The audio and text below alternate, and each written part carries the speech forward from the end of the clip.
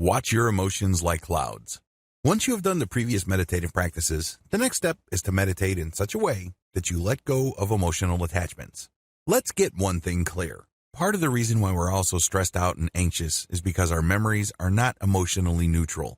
When we perceive certain things, we tend to react a certain way because we have been trained by past experiences to respond that way. What if I told you that in many cases, we respond in a very unproductive and downright negative way? We could be responding in more neutral or more positive ways, and our lives could be more productive.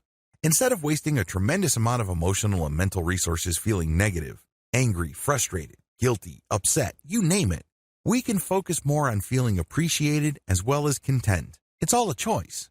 But unfortunately, if we hang on to these past memories and we judge them in a predictably negative way, we lose sight of the fact that we can always choose our judgments. We feel that our negative analysis is just who we are. It's part of our identity. It's part of our personality. Well, it isn't. It's always a choice. With this technique, you gain some freedom from the emotional roller coaster ride that you feel just takes you to negative territory like clockwork. Here's how it works. Step number 1, count your breath.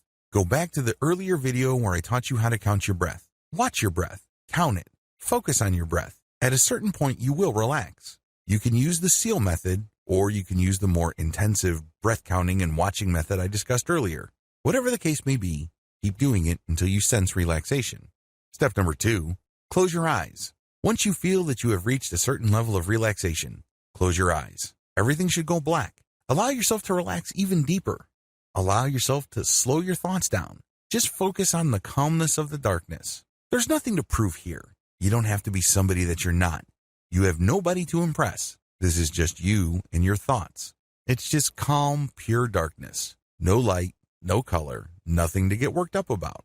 Step number 3, focus on your thoughts. Once you have relaxed, pretend that you are in some sort of movie theater and you're sitting back and you're seeing scenes. These are your thoughts. When you assume that perspective, you would realize that you're thinking a lot. If you're a normal person, a lot of mental images flash through your mind. In fact, we go through so many mental images, oftentimes we're not aware of them all. So sit back and just see your thoughts play out. Step number 4, make sure not to judge or analyze your thoughts. Here's the thing that you will be doing differently. Most people have no problem seeing mental images flash through their mind. But the problem is, once that happens, they get all emotionally caught up. For example, you had an ex who cheated on you, stole from you, or otherwise did bad things to you. How do you think you would feel when you see something that reminds you of him or her? You probably don't feel all that good. Now with this technique, when the mental image or the picture or the likeness of your ex comes to your mind, your rule is that you let the image flash, but you will hold judgment. You're not going to analyze it. You're just going to acknowledge that this is the image of my ex, this is the image of my boss, this is a scene from my childhood, this is a scene where I was let go at work, this is a scene at jail. Whatever the case may be, you're seeing all these mental images, but you're not judging. You are acknowledging. It's very important that you know the distinction. You're not engaged in pretending to not see something. For example, if there was a fire in your childhood, you're not going to say, well, this was a happy moment in my childhood. No, this was a fire in my childhood. But this is going to be different from this is a very traumatizing childhood memory that basically destroyed my life because I lost both parents. Do you see the difference? There's no judgment here. You just say, this is a fire that happened when I was a child. It's stripped out of all emotional baggage. It's stripped out of all emotional trauma. Acknowledge and describe in a very objective, flat, and neutral way. This is not going to happen overnight. If you are carrying around a very heavy weight, maybe child sexual abuse, maybe you were unjustly punished. Whatever the case may be, you just need to focus on what you see. Do not judge. Do not analyze. Just acknowledge it and then move on to the next step. Step number 5, let your thoughts pass like clouds. One of my fondest childhood memories involves me and my cousins just going up to this little hill, and for what seemed like hours, we would just lay back on the grass and watch the clouds pass by. My cousin would say, that's a bicycle. I would say, no, that looks more like a dog. There was, of course, no right or wrong answer. Everyone's entitled to their opinion. Every person's guess was as good as all others. It was a lot of fun because we were exercising our imaginations. We were, after all, just watching clouds pass by. There were countless clouds before them, and there will be countless clouds after them. They are here one moment and gone the next. I want you to do the same with your thoughts, but let them pass like clouds. Just like clouds, your thoughts just pass through. Let them pass. Don't deny them. Don't pretend they are something else. Don't argue with them. Don't bargain with yourself. Just observe the thought clouds honestly. In other words, when the mental image flashes, acknowledge it. For example, this is a fire that happened when I was 3 years old. This is an image of my parents about to leave for the United States when I was 3 years old. Whatever image you have from the past, strip it of all emotional judgment or analysis.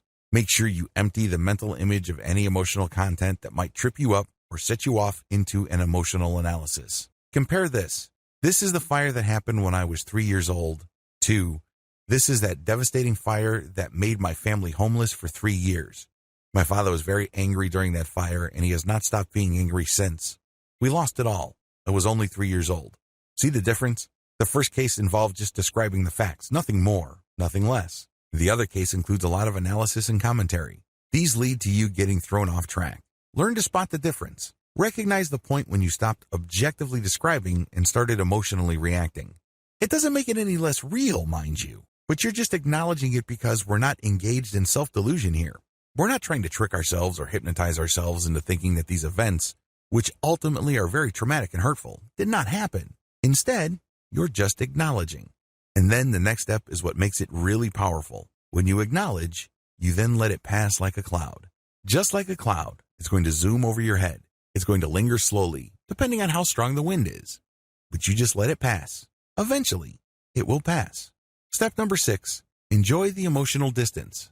When you repeat this over several weeks, you start noticing emotional distance. Mental images, memories, or what have you, that used to throw you off track no longer do. Maybe there was a memory that used to make you cry like you were on autopilot. Now you don't do that. You just say, well, that happened to me when I was 4 years old and my housekeeper was in that memory. Then you let it pass. Well, that happened to be, and my boss said something and I was let go and I found another job. You let it pass. Well, that was my best friend and my ex-girlfriend. You let the memory pass. You do this over and over again, and the more successful you become at it, the greater the emotional distance. Eventually, all that stuff that used to drag you down and hold you back is left in the past. Congratulations.